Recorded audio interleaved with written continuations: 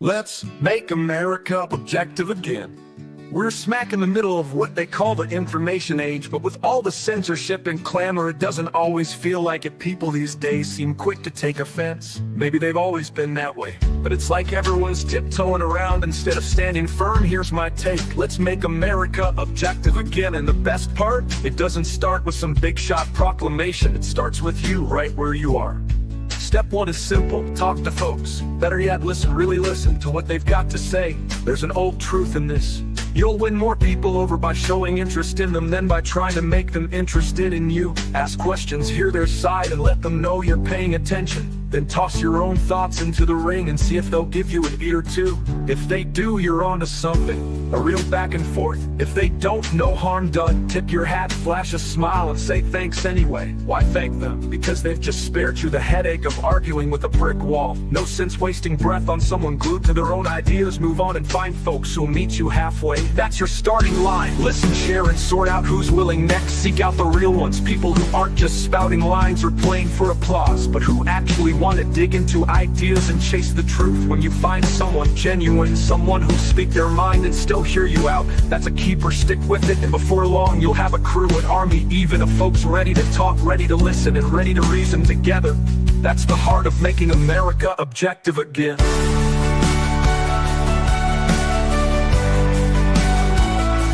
It's not about shutting anyone down or winning every fight. It's about slicing through the touchy feuds and getting back to where ideas can duke it out in the open, fair and square. People want to feel understood, give them that, and you'd be surprised how many start wanting the truth too. Start small, start with you, and watch it spread. One good talk at a time, we can steer this thing back on course.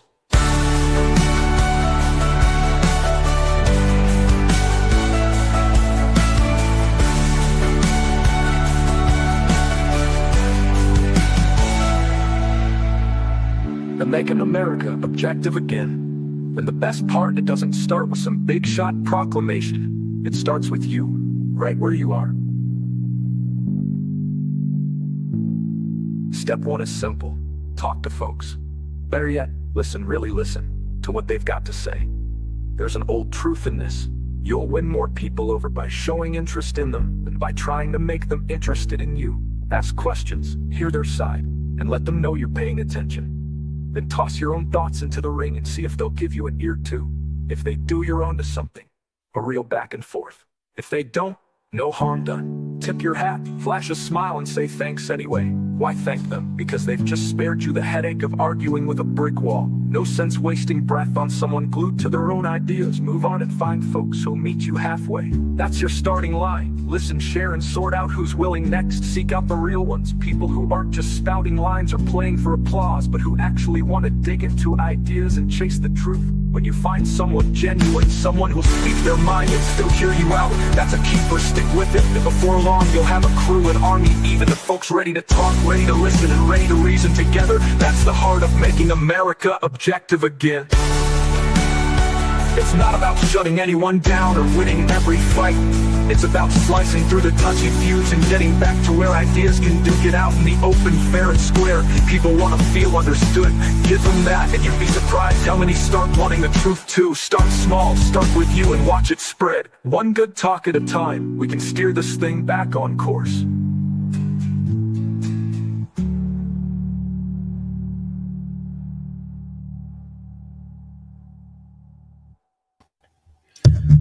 Well, you're here for another episode of Transparency and Merit, I think. This is Let's Make America Objective Again, Part 9. Yes. And,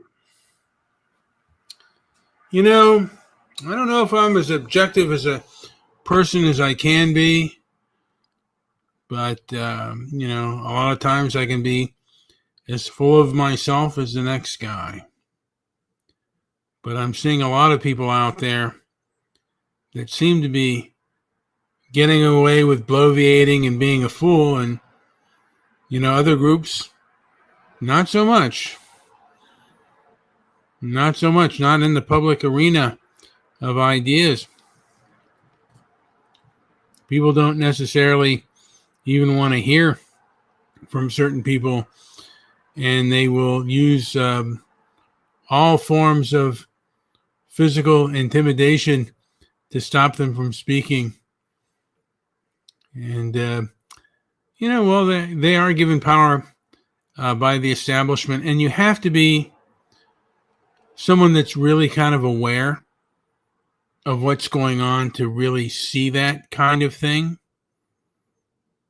You just have to be aware of, like, a lot of people. I don't know if a lot of people are aware, like if they're social media aware of the types of censorship tactics, particularly the left uses to shut people down. And sometimes you have to be smarter. And I think it's best to be strong but appear weak. And if you're full of bluster and bravado, that is oftentimes going to lead you to a place where you are knocked down. And that's not smart. It's better to be... It sounds like you're more down with Revenge of the Nerds than you are with Bluto. Well,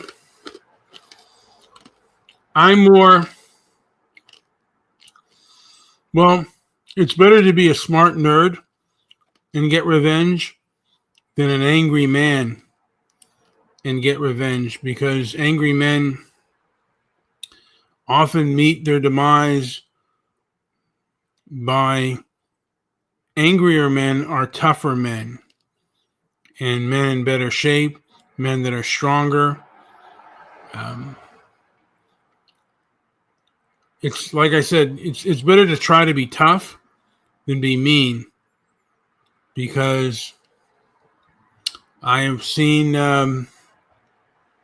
the iron fist turn to the beggar's paw, and it's not pretty. If you're going with a scowl on your face and looking for a fight, you'll find one, and then you might be begging for mercy. And sometimes they won't show you any.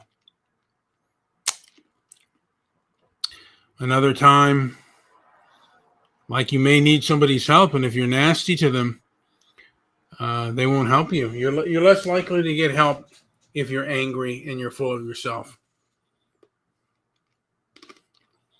But it's hard, because a lot of times, at least for me, like, I see things that make me angry, and people are, and it is online, but people online are just so arrogant and so full of themselves that it is hard for me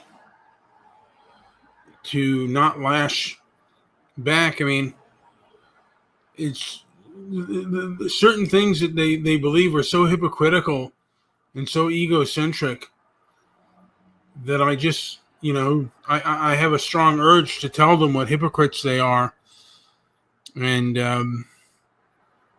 how myopic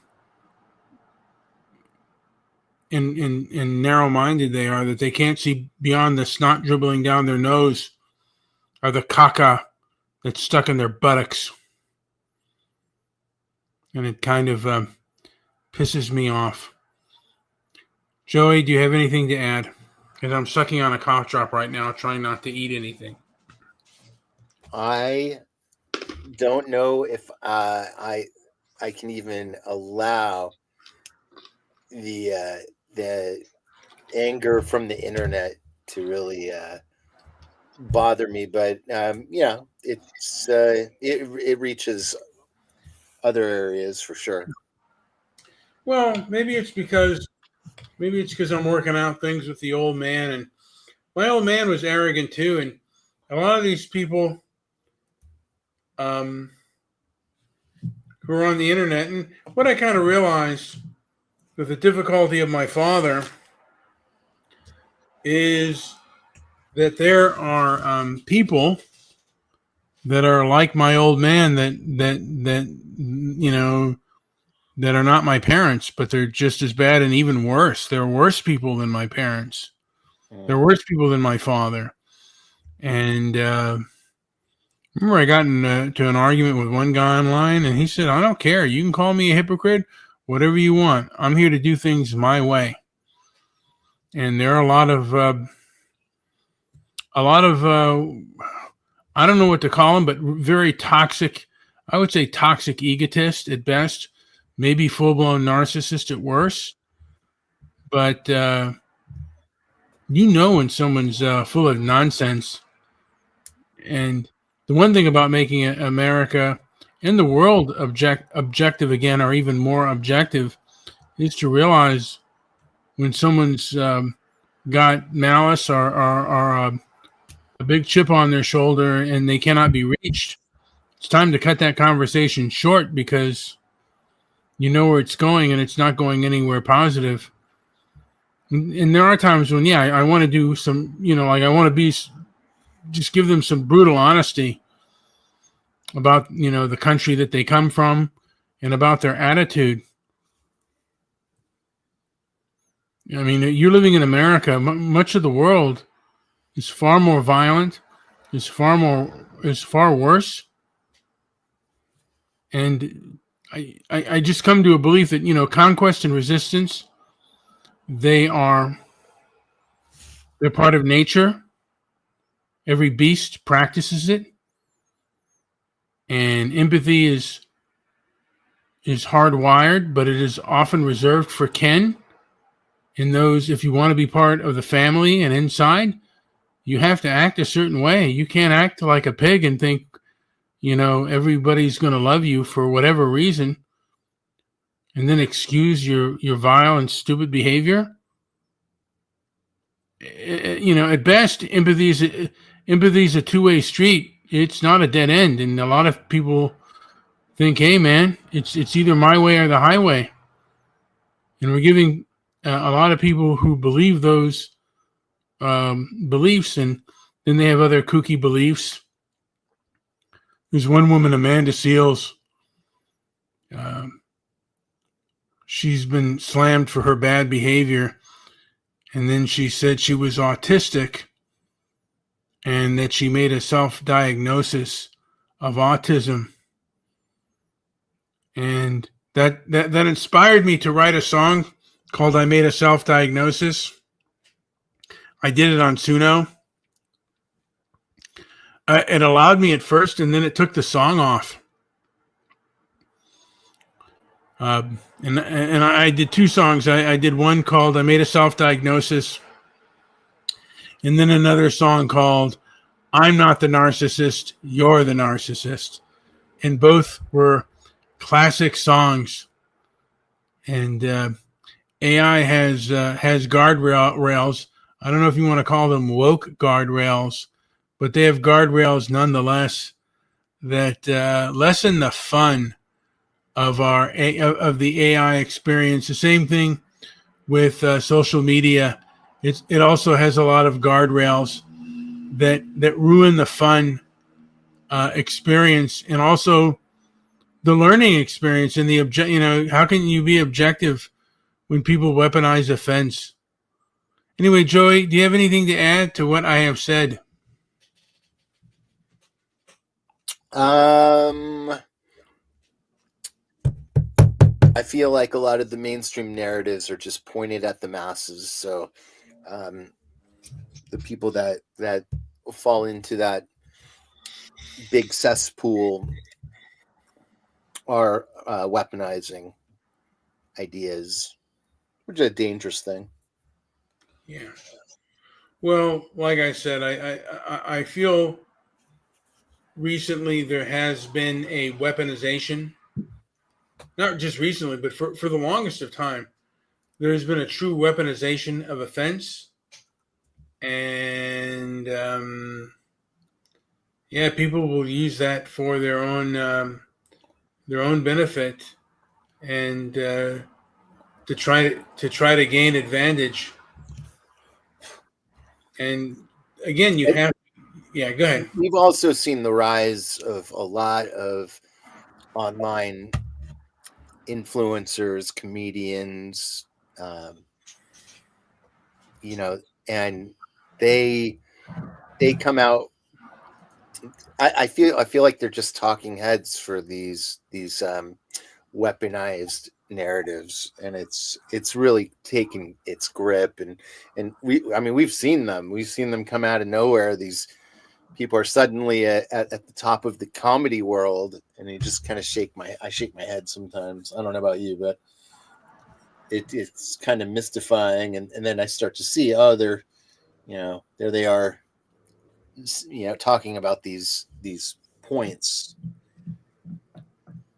Saturday Night Live is probably the biggest offender. Yeah. Again, comedy used to be, like I said, it was what was ever funny, and now it's it's got terms to it. And it's become very political in its thought process, and it's not really good. It's not fun. It's not fun. Yeah, these people have ruined a lot of our fun, and they ruined inquisitive nature. I remember I was on a Facebook group, and I asked someone a question. It was during the BLM protest. I asked them a question, and they said, "It's your job to learn, not for me to teach you." And now I think about that. That's such a cop out thing. And when someone says that, the conversation's over, and I don't want that person to gain any kind of power who says that kind of thing, because it's really when you get them. And it was when I got them in a verbal armbar, and basically they did what I would consider an illegal move, because they knew that they couldn't answer my question.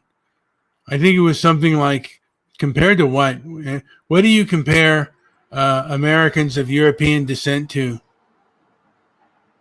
Again, I've said this, and I'm on repeat. Conquest and resistance are both part of nature. Every beast, just about every beast, is in that dance of either being conquered, or they are being they're conquering, or they're resisting being conquered. And if you're conquering me by nature, I'm going to resist you. I may not be able to resist you up front, but I will, do tactical things to throw dirt on your machinery. If particularly if I feel that it's unfair or hypocritical. And a lot of these woke nonprofits, they're about conquest. They're not about objectivity or having a conversation.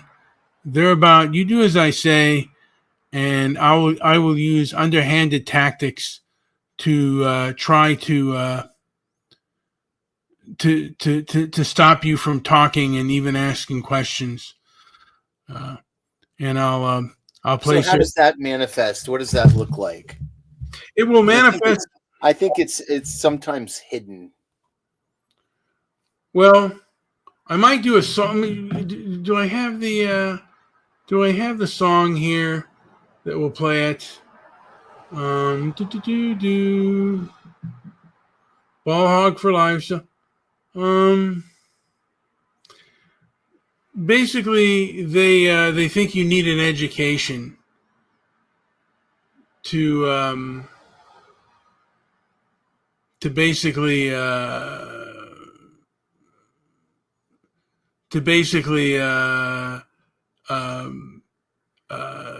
well, if it's not an education, it's money, or it's some other sort of leverage that they're using. No, and they attack you economically, and basically, like I said, I talked about a person being a toxic egotist, and showed. I don't know if I even said the word narcissistic behavior, or they come with malice, and they come with resentment. And the guy asked me if I was a psychologist. And it's like, I don't need a psychology degree to know malice, to know, like the school of life. You know when someone has a chip on their shoulder. You know when someone's cruel. You don't need any degree to know, like, there's an unhinged group out there that that are psychopaths that want to that want dominance and they want obedience. And what I find even dumber than that is people will make a comment like, "Oh, are you a therapist?" And it's like, well, first of all, no. I mean, in my case, I have some experience with it, but that the whole goal there is to amass tools so you can use them if you're utilizing a therapist or studying or doing your own research into that sort of thing. So to be able to throw it out there, but to know what it means, maybe is a step above. Well, what the internet has shown us is that there are people who want to control the internet, and they only want the people that they see fit for talking. And you have to be, I guess, the professional class. You have to have a degree, and you don't need a degree to know that a person is an asshole and acts self-entitled and is a manipulator. You know that just by just by your own observation. You don't need a medical degree to know that if the milk smells bad, you don't drink it. You don't need a medical degree to know if to not jump out, to not take a dive off a high dive with not enough water under it. You need a degree to cross the street. If you see a group of people that don't look very savory, you don't need a degree to have your own safety. Back in the day, in the hunter-gatherer days, you didn't need a degree. If if you see a group of hungry wolves, you don't need a biology degree or a zoology degree to know that you should go to the other side. Just stupid. Some of these people, it's almost like they lose their common sense, and they want you to accept, because they have a degree, they want you to accept their common sense. And it's like, how did you come up with this stuff? Some of the stuff that they say on whether it be racial matters or sexual matters, it's like, man, where did you, how did you come? I almost want to say, how's the sausage made? How did you make that pudding? It tastes terrible. It's a terrible recipe. How did you come about making it? Because I don't want any of it. And then these people are given large platforms, and they often will strive to shut you down. And some of them will even get violent if you do things that they don't like. I remember a gentleman was talking years ago. I think it was 2010, maybe 2015. He was talking about having a protest about illegal immigration, and he was going to have it at Leimert Park. And he was getting his protest ready, and basically radical groups like La Raza, and maybe even Antifa, they got together and they told the people there that we might attack them, and if you arrest us, we will sue the police. So the protests regarding illegal immigration got shut down, regardless of how you feel about illegal immigration. You're shutting down people's rights to have protests, and you're doing it through legal maneuver. And again, after Trump got elected, and the first time he got elected in 2016, that's when the civil rights industrial complex got into play, particularly groups like the ADL and the SPLC and the Color of Change basically started to plan, and they got, once Charlottesville happened, the Unite the Right, they basically got businesses to tell social media companies to change their services. And this is all hearsay. I guess, God, what's his name? Who's the Mark? Is it Zuckerberg? Told him no, he wanted to keep it a free speech platform. And I guess overnight he lost $60 million. $60 billion with a B. And again, I've always said, like, about the ADL, they believe in combating hate online, and they never have any public Q&As for the people to find out, like, why they do what they do, and how they decipher what is hate speech and what is not. And it's, usually one group, and it's usually conservatives that they do it to, and it's primarily whites that are under the hate speech rules. Whites can be stigmatized as racist, and they can be stigmatized as white supremacists or white supremacist talking points. I don't know what they mean by, like how they decipher what is a white supremacist talking point, or one of them, they'll say it's a white supremacist dog whistle. What does that even mean? What do you mean a dog whistle?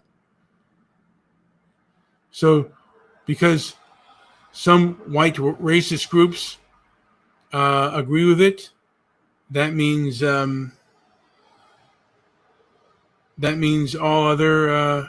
That means it's only one thing.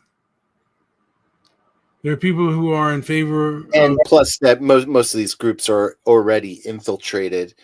Then what you have is serious controlled opposition stepping up and discrediting points.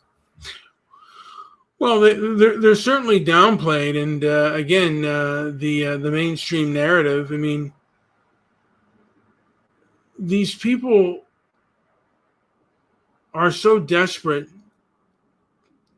for their narrative that they will even lie. Again, the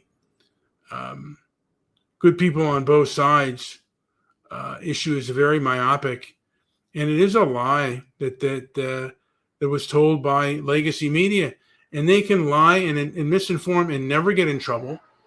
But if you're a small person, you're an independent, you're an independent journalist, you're seen as less than, and you're not allowed to make mistakes, or you're not allowed to be hyperbolic. But our establishment media, are what we call our legacy media, they're allowed to be as hyperbolic and stupid as they want to be. And I've noticed that since Trump has got elected, we've been more hyperbolic and stupid as they've ever been. I've never seen such hyperbolic and stupid people. And again, I think that they make a rise for people like Trump. Because they lie and they're so dishonest and they're so hyperbolic, that they actually do the opposite of what they intend to do. And they make more people like Trump than less people, and the same thing with the ADL. They're trying to fight Jew hatred, but the manner in which they behave and act, they make a lot of people hate Jews because, they're seen as people who shut down speech, and they don't give you good reason, and they treat you like trash. When you treat a person like trash and like dirt, are they going to like you? Well, they're also fed this information through outlets like NPR. Yeah. And again, I think that a lot of them are just have been culturally captured through Hollywood and their college education. Hollywood has done a really good job at cultural capture and making things through a very myopic lens. The manner in which we tell history through history and the like is just it's really kind of obscene what we've done. And I mean, I know I'm a broken record on this, but American communists, they were funded by the Soviet Union, and they gave away our military secrets. But anytime you see a movie about them, particularly about the Hollywood blacklist, they were kind of innocent angels, and they were like really noble people, when in reality, no such thing. Joey, is there anything to add before I call this show a day? I'm just going to say something, and then I'll end it. No, go ahead. Well, I'm just going to end it right here and just realize that I might have said a few things that went off my head and just at the top of my head. And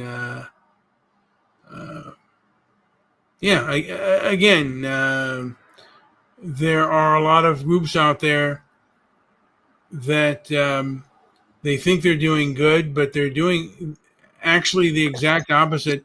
And I wanted to say, regardless of how you feel about October 7th and what's going on in Israel, I still believe that if you're a Zionist, you have the right to express your views and opinions without getting physically harmed.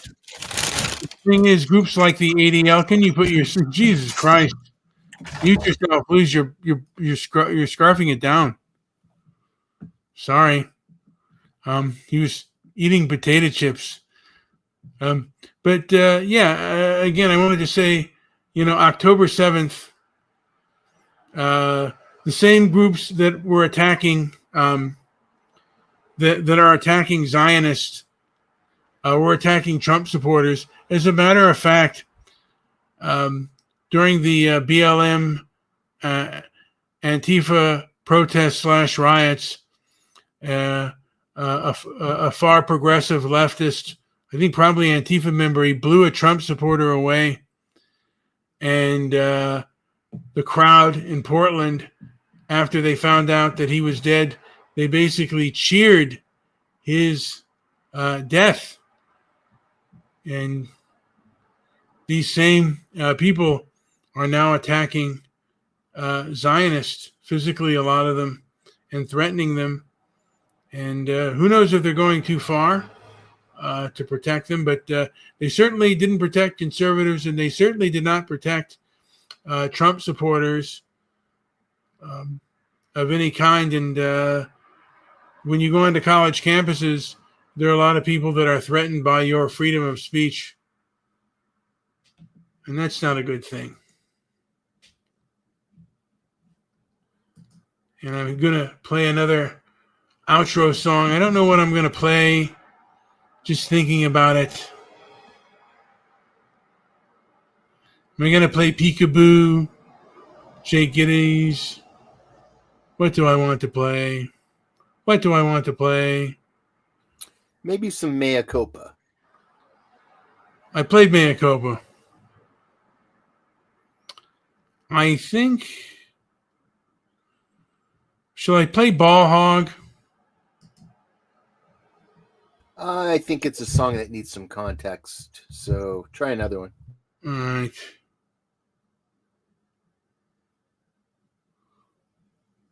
Let me see here.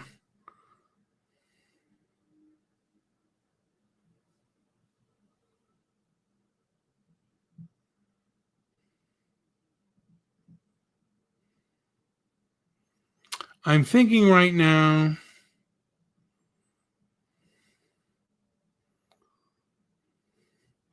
You know what? I think I'm going to have Stop Crying on the Internet. Because that's what we should stop doing. We should stop crying on the Internet and on television. I've seen enough of the boo-hoo-ness. And I'm not going to apologize for anything I say. But if I do say something incorrect, I'll say, you know what? I probably shouldn't have said that. But let's move on. Again, it's just words.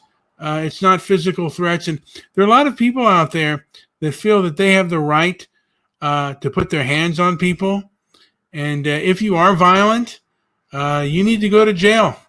And you need to be sued for every penny. And that's where the blacklisting or the canceling really should take place, are people who act in violent and vile ways. Anyway, here comes Stop Crying on television and the Internet.